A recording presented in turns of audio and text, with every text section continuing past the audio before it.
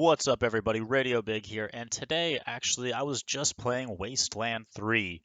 Game just came out today as of this recording, and it's basically like a RPG, large exploration, sandboxy game, and it's set in Colorado. Coming into this, I thought this game was going to be a lot like XCOM, or something to that effect, based on what I'd seen on the store page, as how it kind of looked. But I was actually very surprised to find out that this game is a lot more like a Fallout. A huge amount of customization goes into this game. I mean, how your character, their stats, just like Fallout. Then you got the quirks and the perks and their abilities and their starting weapons and all the little things, their backgrounds, everything affects your stats. So there's quite a bit into this, and it's quite detailed. In fact, it's detailed to the point where when me and my friend booted this up, because we're doing a co-op playthrough of this, it took us 40 minutes to get into the game. It took 40 minutes to go from, hey, here are your characters, to now we're playing the game, because it was just customization. We were talking about what we want to do and who wants to do what build and what way we're going to go. And now that we're probably about 4 or 5, not probably more than that, maybe about 6 hours through the game, we've basically not gone anywhere on that, in the sense that we're constantly still like, oh man, now I want to put some points into that. Oh, and I need to put points in that. Oh, but then when I level up, I got to put points into this and points into that. The game is extremely expansive on what direction you want to go, and it emphasizes every role so well. As soon as you get to like the first actual mission, it's like, hey, by the way, you can lockpick this, or hey, by the way, you can use electrics for that, or by the way, you can use hacking to get this robot, or hey, you can do this. It's just so much right out of the gate, and they're immediately like, nothing is going to be the exact right way to go. Go at it however the fuck you want. Here's the open world. Here's how the missions. You can do them in whatever order you want. You can kind of go at them however you want. There's always angles for it, and it feels really, really good like that. This game has just been unbelievably surprising. I mean, I came into this thinking it was going to be fun, but this has been like an absolute stellar game. I'm loving playing it just because I feel like this is the first game since Divinity that really has nailed that you can go at this with different flavors of play that you want. Fallout New Vegas was probably the last game before that, before Divinity, that really did that well. Was like you level up and you got your stats. You're kind of like, yeah, well, I mean, I got this quest here, but I'd rather go piss off these guys in a dialogue tree, or make these guys give me a quest, or I'll threaten these guys to giving me more money. All of these things you can do in Wasteland. It's basically Fallout New Vegas to like a T in the levels of fun and exploration. Just instead of like a shooter or a roaming game, it's a little more RPG. Outside the box, like eagle eye view, looking down.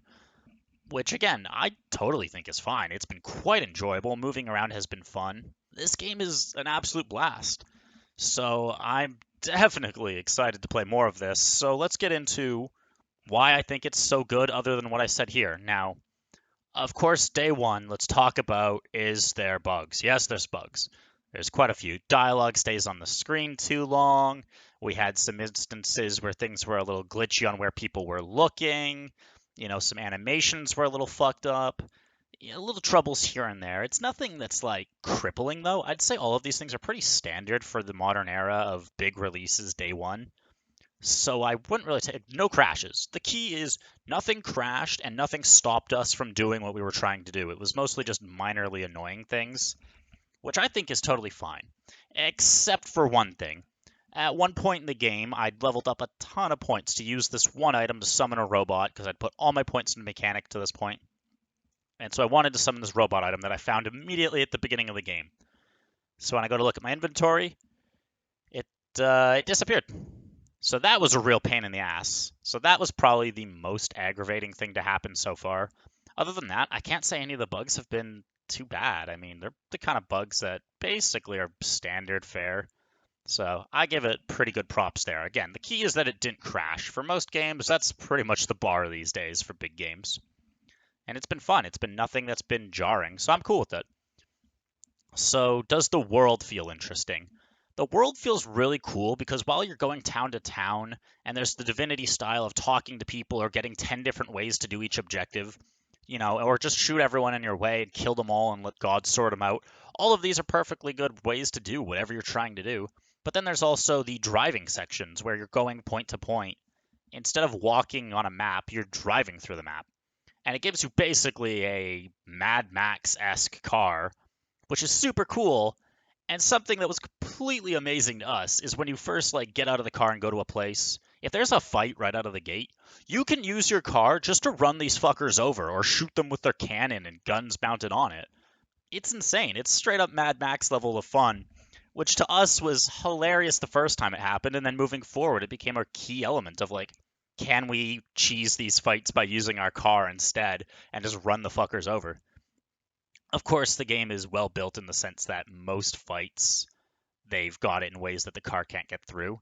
Smart thinking on their part. But the fact they give you the option in enough fights really gives it that flair of fun and creativity to it. Of like, maybe we could kite these guys back to our car and do this and that. They do a pretty good job of limiting you to keeping it where they want it to be. But I still think it's a great little touch and something that I think most games wouldn't have done. So I thought it was really outside the box and fun. Now, I never played the other two Wasteland games, so if a lot of the things I'm saying are like, oh, well, of course, like the other Wasteland games totally did that. I don't fucking know, man. This was my first experience into the games. They're fun as hell. I'm having a great time. Now, does the game feel challenging? Is the next thing I want to say. Yeah, I think it does. I think there's enough fights where we've been like now. Don't get me wrong. We're going about this in pretty much the hardest way possible, where we're not using any excess NPCs to help us out. It's just me and him in the co-op run, just us two, and I'm using pets as well. I'm putting a lot of levels into pets. So other than that, we're kind of down on manpower from where it's supposed to be expected, which has given us a lot more creativity to have to think about how we're going to go through each fight. Because these fights cannot just be blown through. Even after we'd kind of ground out a little bit on the side missions because we were dicking around for quite a while, we came back to like the second mission of the game, and we still had to be like, whoa, shit, we're actually taking heat here. Let's actually stop for a second, not go gun ho into this. So they really do feel like you feel like you're getting rewarded and all these cool skills and abilities as you're leveling up, but you don't then feel like, oh, great, now we got to go through the low level mission. Ugh. I don't know how they do it, but it's unbelievably well balanced in that sense that both sides feel really fun. You can kill high level fights. We cheesed quite a few somehow or another. And then there's also those low level fights still feel challenging. Maybe we're just stupid and we're totally playing the game wrong, but it's been really great for that up till now, so fucking props to them. Is this game worth the price tag on it? This is a full game price. As I said, I'm only 6 hours through the game. Do I know if this is going to end in another 2 hours? It doesn't feel like it at all. We have to kill 3 of these big boss guys that were introduced to us, like the first arc, and we haven't even met one yet. So I highly doubt we're getting close to the end of the game. So this definitely feels like it's got a lot to it. It's got a lot of legs to it to go.